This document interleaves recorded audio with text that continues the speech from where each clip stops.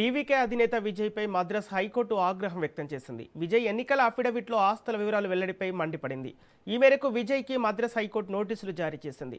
Vijay assembly ఎన్నికల నేపథ్యంలో పెరంబదూర్, తూర్పు తిరుచిలో 2 అఫిడవిట్లు దాఖలు చేశారు. ఇందులో ఒకచోట 111 కోట్లు, మరో చోట 220 కోట్లు ఉన్నట్లు పేర్కొన్నారు. ఇదే అంశంపై మద్రాస్ హైకోర్టులో పిటిషన్ దాఖలైంది. దాఖలైన పిటిషన్లో విజయ్ దాదాపు 100 కోట్ల ఆస్తుల వివరాలు దాచారంటూ కోర్టు తెలిపారు. ఆ పిటిషన్పై మద్రాస్ హైకోర్టు సోమవారం విచారణ చేపట్టింది.